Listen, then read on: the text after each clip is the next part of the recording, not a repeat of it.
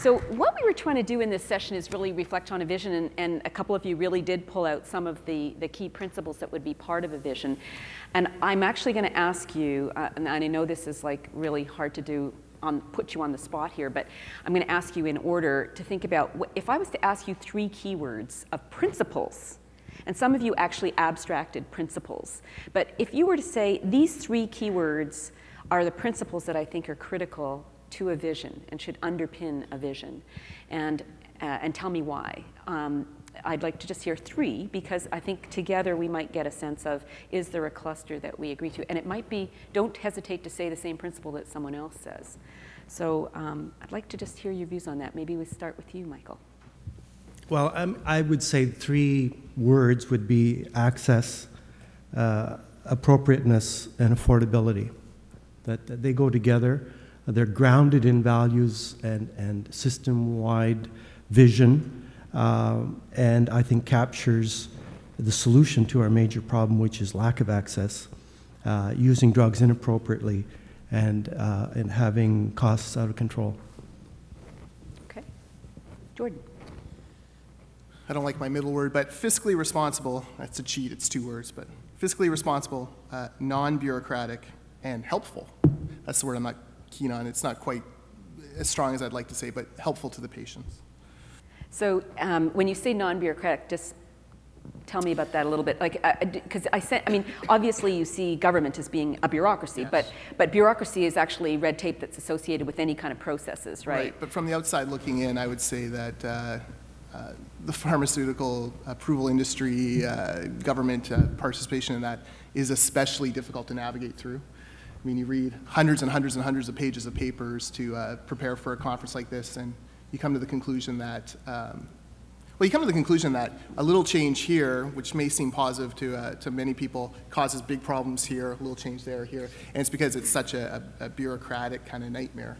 So right. Simpler is generally better. Simpler is better, okay. Because Yeah, yesterday we talked a lot about the complexity of the system, but the term bureaucratic has a certain resonance to us from those of us who are from government. Gotcha. Let's use simpler rather than non-bureaucratic. All right, okay. Great. Anna. Jordan's problem is he read too many papers, and he should have just read our paper. And simple, and then it would have been simple. No, just teasing.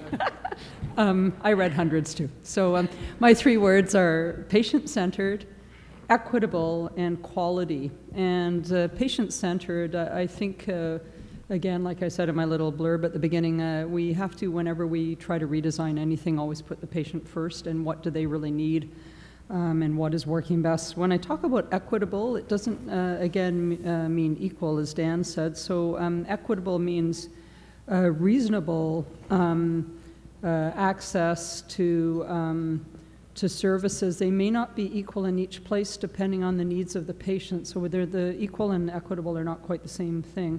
And quality, it speaks for itself. Excellent, thank you. Mark? I guess my 3 would be universal, integrated, and outcomes. And universal, of course, is obvious, uniform, affordable coverage for all. Integrated, non-siloed, looking at costs in association with benefits, so things like primary care visits, hospital admissions, readmissions, length of stay. We know that there's value in inappropriate pharmaceutical treatment in that regard. And an outcomes focus really is delivering quality clinical outcomes and individualized treatment.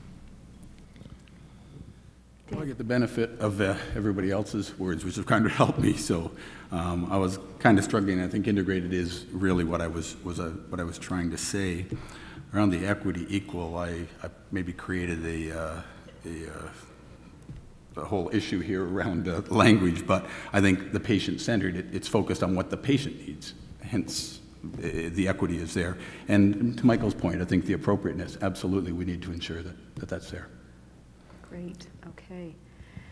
So I think there's a fair bit of convergence around some of these. One of the things I want to pick up on, though, is, Dan, I really liked your notion of this isolated cost containment, this notion of wedge management. I love it. And you did talk about the system being fractured. And we will come back and poll you guys and find out how much common ground you think there is amongst the different perspectives here. But I heard a lot yesterday, again, around the complexity of the system, and again, in your words, Jordan, the bureaucratic nature of the system. And I don't think, from my vantage point anyway, that that's part of the fractured nature of all of this, that there's so many different players involved.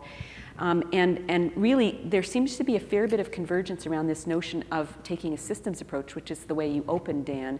And you've talked just now, again, Mark, about being about integration and so forth. Like, so how do you, if you're going to have something that's more integrated and a more of a systems approach, where you can actually look at the relative costs and benefits across, as you chose to do, Dan, the whole healthcare system as opposed to, or the whole health enterprise as opposed to a slice of it, how do you do that? So yeah, go ahead. I want to hear everybody on this, because if it's not a single-payer public system, then what is it? Well, I don't know how we do that. The beauty of this was we were asked for our vision. Yeah, no, and visions don't have to always be grounded in reality.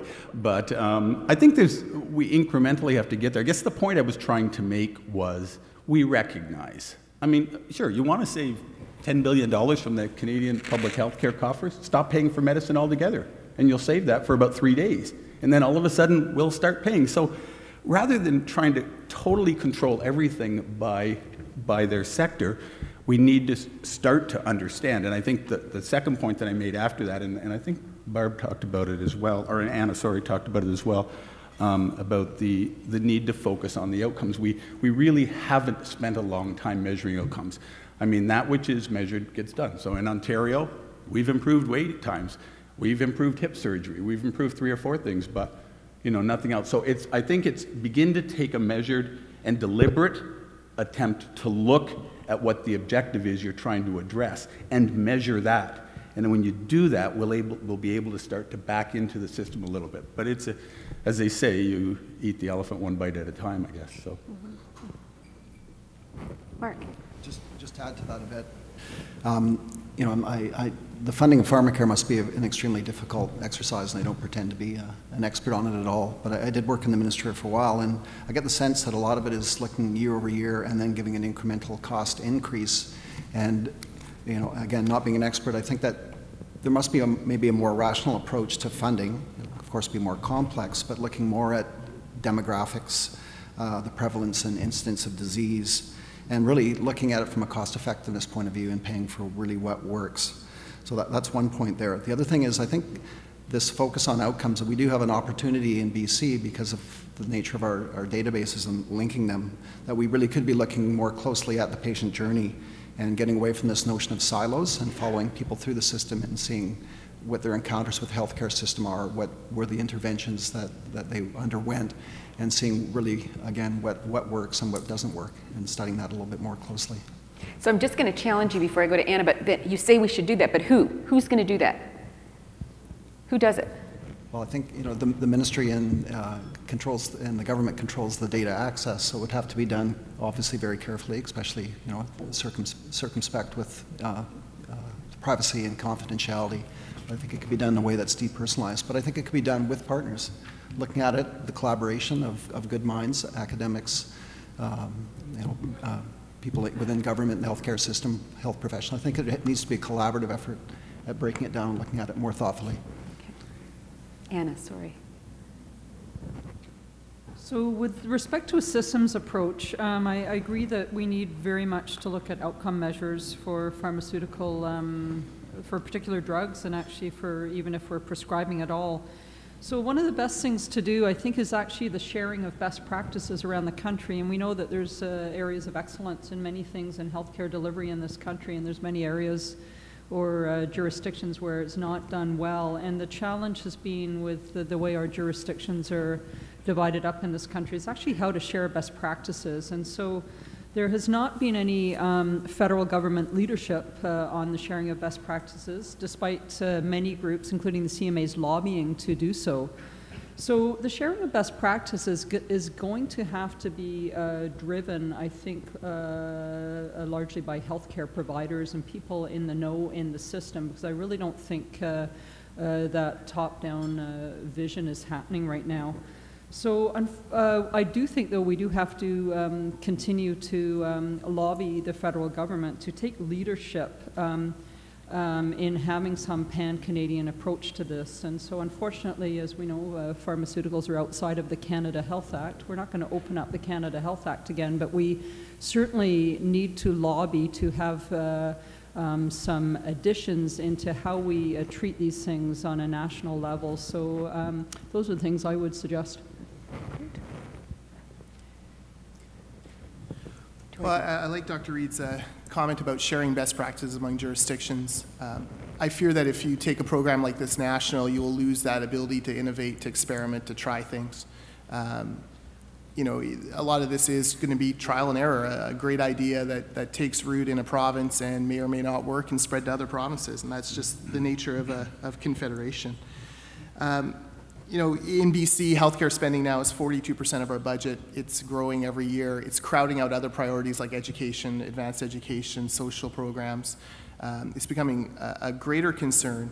The interesting thing is it has not been, the overall elephant, as it was called, has not been discussed at great length at a political level, mainly because the politicians aren't doctors and they get worried about commenting on medical things, and no one wants to be responsible for a change in a program and then a patient, you know, unfortunately passes away or someone's life gets worse. So this kind of, you know, fear of you know, trying to rein in those costs, trying to look at them, has been a problem in BC and of course in other places. I think one thing to remember though when we talk about, you know, simpler is better is that while all of you in this room deal with all these different provincial you know, bureaucracies and the federal government, and there's frustration there, the patient really doesn't. I mean, the patient doesn't live, when it comes to drugs in Canada, the patient lives in, you know, small town British Columbia where he deals with a doctor and you know, or a clinic or an emergency room and kind of progresses from there. So we do need to kind of continually remember to put ourselves in the patient's shoes. You know, it may not be quite as confusing for them as we think it is for us. What's the question again? No.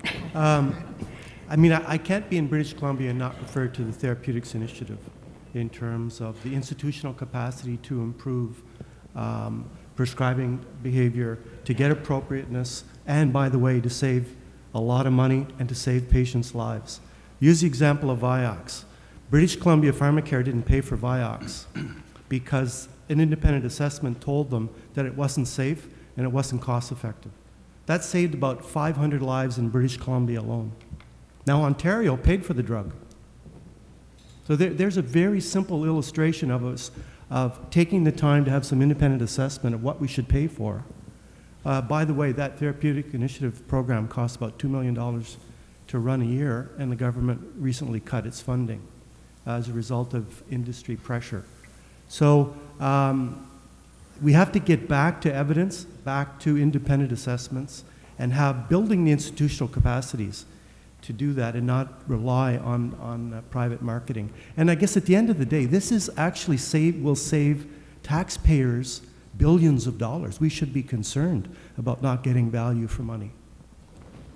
Excellent. Okay, at the risk of going over time, we've got 1 minute left, and here's my last question. Mike started out by quoting Proverbs, where there is no vision, the people shall perish. So if we need a vision, who and what? Just in one quick answer, starting with you, Dan. To start that vision, to start that, creating that vision. So a number of you have visions. You've pointed to things, you've abstracted pieces from that, but where do we go? If we need this vision, who should do it? You know what should we do? I think, honestly, we need to take off the jackets, we need to roll up the sleeves, we need to put the biases aside, we need to bring our expertise to the table, we need to understand we're all Canadians moving forward in this system, and perhaps this conference is the beginning of that, I don't know, but that, I think, is the most important step. Mark. In terms of the who, I think the people in this room, I think there's a really great cross-section representation of all the interests out there, and I think that, and I would hope that this won't just be a one-off conference and that we can begin to capture some of those great brains and ideas and sit down together in a truly Canadian way. And I don't think we need to blow up the system and reinvent it. I think that there is a lot of excellence in the system, and it obviously needs some refining, but That would be it. Great. Anna. I think it's a good start to use people in this room, but I think that's only half of the solution because we don't have a strong, from what I've heard, patient representative voice in the room. I've heard a few people representing patient groups, but I think if we're going to get a vision, we better be careful that we involve the patient voice very, very strongly in whatever we're doing. Then from there, that vision has to be given to the federal government. The federal government does not have a vision of its own except not getting involved. And so we have to drive it. They don't know what to do, and it has to be driven by society. But whatever we do, let's get the patient involved in forming that vision. They actually know more about it than any of us in this room. Great. Jordan. I definitely agree patients need to be involved. I think the best government is simpler government, as close to the people as possible. Experience in Canada and other countries have proven that out time and time again. The larger the program, the more bureaucracy, the more problems you're going to have. And again, in 2030, we'll be sitting here and commenting on, what the heck did the feds do to Pharmacare? You're just trading one set of problems for a whole bigger set. I mean, we have the vision. Justice Emmett Hall, a good conservative judge, gave us the vision of universal pharmacare. It should be part of a public insurance system. I agree with Anna that we need to build the pressure from citizens who vote. If the politicians don't see the light, make sure they feel the heat. So we really need to keep the momentum going that this conference has played a big role in fostering. So, and we do have a lot of partners with the provincial governments. And so rather than wait for Stephen Harper to have a conversion, we should really be working concertedly with provincial and territorial governments in the meantime until we get a new federal government. Thank you.